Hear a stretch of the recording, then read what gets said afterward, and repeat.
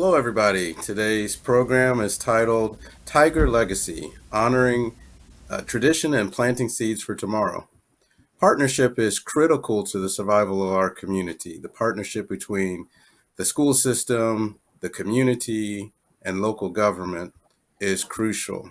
Without a strong alliance and a deep collaboration between the Muskegon Heights Public Academy, the community, the city government, alongside of the healthcare system, faith, and the faith community and business, we cannot thrive and we cannot reach new heights. Today, we have with us three critical people to the success of the Public School Academy, and I would like to introduce them three incredibly talented people. First, I have Dr. Annetta Thompson. Dr. Thompson has been an educator for 30 years. She received her bachelor degree in secondary education from Tennessee Tech University and taught for 6 years in the Memphis school system.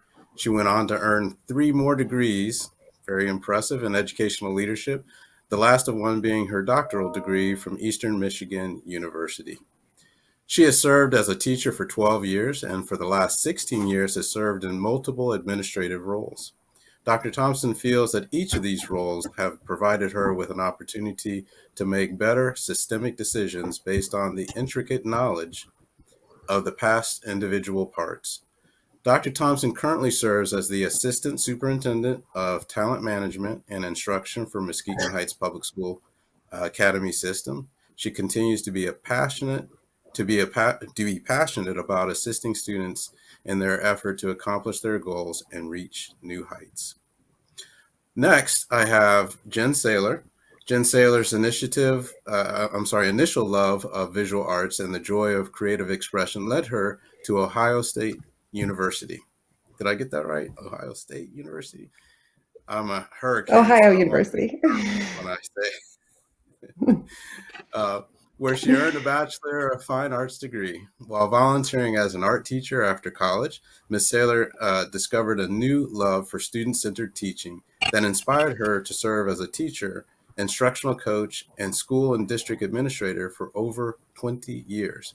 Starting in the Chicago Public Schools and continue as a National Board certified teacher with a master's degree in educational leadership, Ms. Saylor eventually moved to West Michigan.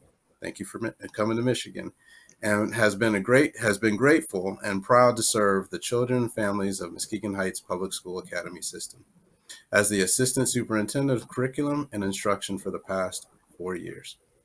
And finally, I have Ms. Rena Garcia as a graduate of the University of Michigan and Grand Valley State University, which is also the alma mater of my wife. Ms. Garcia has fought for social justice through education for 30 years. Her experience across Michigan, Texas, and Illinois, and including teaching administration, makes her especially qualified for the role that she holds. Culminating her 16 years as a principal, Ms. Garcia's building was a nationally recognized blue ribbon school based on academic success. In 2016, 40 years after leaving her hometown of Muskegon Heights, Ms. Garcia returned and is in her 4th year as superintendent. It is important for these three critical components of the Public School Academy, and I am happy to have them as our guests on today's show. So welcome, everybody. Thank you. Thanks, so let's Troy. go ahead and jump right in. Renee, in the past 5 years since Muskegon Heights School presented to the Muskegon Rotary Club, it's been 5 years. Can you give us a brief history of the Muskegon Heights Tigers? Yeah, so I want to go all the way back. Actually, this coming fall is the 100-year anniversary of the founding of Muskegon Heights High School. And I think it's important to know that we need to celebrate that. When Muskegon Heights started, we were one of the few high schools in the county. And until about the 1960s, we were one of the few. And over the course of the years, there's just a long tradition of excellence. There's been many professionals who now live all over the country that have come from Muskegon Heights that are Tigers. Muskegon Heights has always been known for bringing home different awards, whether they be academic or athletic, things like debate team, particularly known for the basketball team and for the high step marching band. So it is a great place to be. There's a lot of honor and tradition, and Tiger Pride truly runs deep in our community. Beautiful. So next I'm going to Annetta. So you are a charter school. Tell us what that means. Well, that simply means that we are a non-for-profit charter school that serves the residents of Muskegon Heights. We are a public school. We actually service students actually from birth to 26. So all of the community of our young folks. People are sometimes confused that charter means we're for profit, that everything that we do, there's something else in it for us, but we are under the same rules and regulations as every other public school in the state of Michigan. Excellent. Thank you for clarifying that. Jen, I heard the Board of Education recently passed an equity resolution. What does that mean? And tell us why that is important. Well, the most important reason why we passed that equity resolution was our children, our families, and our community. And we are really grateful to have a board that supports this work and stands behind it. So the equity resolution was a public stance that details our guiding principles. And the very first initial statement explains that we're saddened and outraged about events that demonstrate prejudice and injustice nationally, locally, against our children, families, and communities. And if you just some examples that we know of in more recent history, the tragedies of Ahmaud Arbery, Breonna Taylor, George Floyd, knowing their story is really important, and that prompted this work, but it also runs deeper. So within that equity resolution, the resolution outlines, like I said, our guiding principles, and we all commit to standing firmly against all acts of individual and systemic racism. And we state our commitments to interrupt and dismantle inequitable practices and policies and take action toward equity and social justice. And I think that part about action is critical. This is not just a statement about how we feel. This is our board taking very clear steps to provide very specific diversity, equity, and inclusion training, culturally responsive teaching training, and standing behind our legacy community and our legacy curriculum. And overall, just being able to state our commitment to fostering an atmosphere of equity and access. Beautiful. Ms. Garcia, racism and systemic racism are strong terms. These are terms that can make people often feel uncomfortable. Why do you use these terms? That's a great question. And I've had people ask me that and ask me to change my vocabulary, to maybe use words that make people more comfortable. But words matter, right? What we say is important. And I specifically use those words because there's truth in those words. Now, I don't want to make people so uncomfortable that they tune out and that they stop participating in the conversation. So I encourage people to ask questions and to engage in the conversation so that we can come around a better understanding. But I also know when we're uncomfortable, that's when change happens. So I think it's important to label things accurately and to move forward in that direction. Great. Now, I've heard you mention, Renee, COVID as the second pandemic. And of course, when I hear that, my first question is going to be, what is the first pandemic then, if that's the second? Can you illuminate that?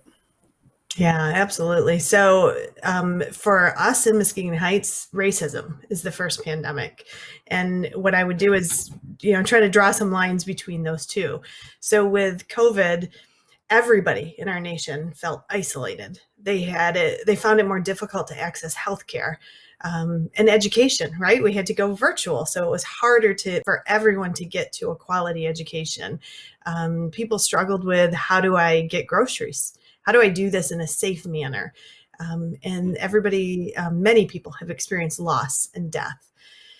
Transition that over to racism and the impact that it has had on the Muskegon Heights community for decades. Same things, right? Isolation, lack of access to quality healthcare, lack of access to quality education. Our community is a food desert. It's tough for people to get the groceries they need. And our community has experienced loss and death related to racism. So, it's true, everyone's experiencing trauma right now, and all schools are trying to figure out how do we address trauma for children who have gone through COVID. And in Muskegon Heights, we're doing that. We continue that work. Great. Now, some of those that you mentioned sound like systemic issues. So, Ms. Saylor, can you tell us what systemic racism looks like in the schools in Muskegon Heights? I think, expanding a little bit more on what Renee just talked about, there are some very specific examples of things that have been done to our children, to our families, to our community. Some of those things are removing community voice, selling playgrounds from our schools, not having hot showers for our student athletes, closing the pool, high degree of staff turnover, decreased enrollment, and then with that, decreased family engagement. And I also think it's important to note that this is often the narrative that is told, and this needs to be shared. And our children and families are so much more than that and deserve so much more than that. So the narrative that gets shared and covered on the news is definitely not our legacy in Muskegon Heights. This is what has happened to our children and to our families. So that's what makes it systemic. Right. And what's happening in the schools is so closely tied to what's happening in the community and the whole power dynamic associated with that. Absolutely. So, Dr. Thompson, so what can you do to combat this, and how do you support children? So what we have really been focused on doing is trying to ensure that we have the right people in place to provide our students with the best academic and overall educational experience. In the past, we've struggled with teacher retention. At one time, it was as high as 50%. So we kind of put our heads together and reached out with some other people in the community and like Grand Valley State University, and we presented a proposal to MDE asking that we have the opportunity to train our own teachers. So they gave us permission to create what they call an expedited residency program, and we call it our SEED program, supporting emerging educator development. And we feel like this program has just been so far, and we foresee it being in the future, just a dynamic opportunity to help our students.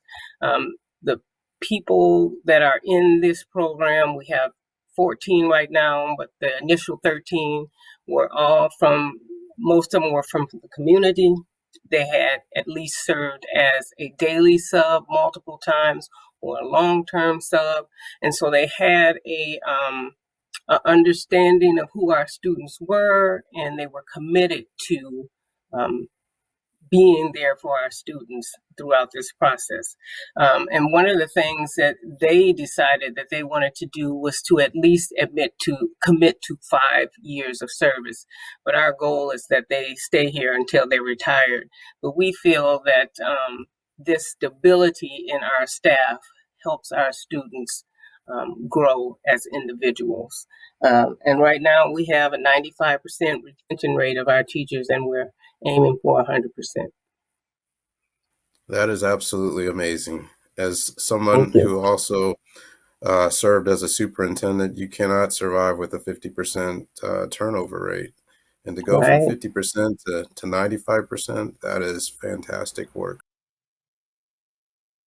In that regard, Jen, can you tell us some of the partners in this work?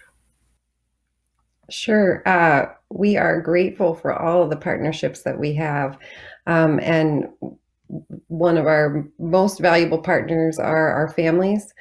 We rely on and are so grateful for their expertise that they bring to us so that we can learn everything we need to support and serve their children. And we also, the partners I'm going to speak to specifically right now are those that are involved directly with our legacy curriculum work, which I think Dr. Thompson's going to talk a little bit more about in just a minute. But we have over 50 community members who are have committed to supporting us in monthly meetings and then reviewing and vetting curriculum to ensure that our children are centered in all of our curriculum choices. The work kind of kicked off, even though it was bubbling and brewing and we were trying to get it started. It kicked off with a grant from Learning for Justice, which was formerly Teaching Tolerance, and that is through the Southern Poverty Law Center. And then we have awesome support from experts locally, statewide, and nationally. Dr. Rena Reynolds, out of Eastern Michigan University, helps to facilitate a lot of the work and has a great deal of expertise in navigating all of the work we're trying to do. The James Jackson Museum of African American History in Muskegon Heights is an awesome partner locally for us. And then the Charles H. Wright Museum of African American History in Detroit is providing a great deal of professional development and curriculum support for us. We also have a partnership with the University of Missouri Carter Center for K-12 Black History Education. And they provide coaching support and also ongoing curriculum and professional learning support. Angela Joy, who I think Renee is going to talk more about, she is the author of Black as the Rainbow Color. She has jumped on board with us and just kind of dug in and supported us in so many ways around that book initiative. And Catherine Curry is our diversity, equity, and inclusion coach, and she's in the Grand Rapids area. So she does a lot of just ongoing weekly support with leadership and with staff development. And I have to note that every partner in this work, I should say many partners in this work, were cold calls. We learned of people's work, and every person that we called or reached out to jumped on immediately and was supporting us within a week of making a phone call. So the level of support we have in that list of partners that I just gave, it's hard to describe, the amount of support that we get from them. Great.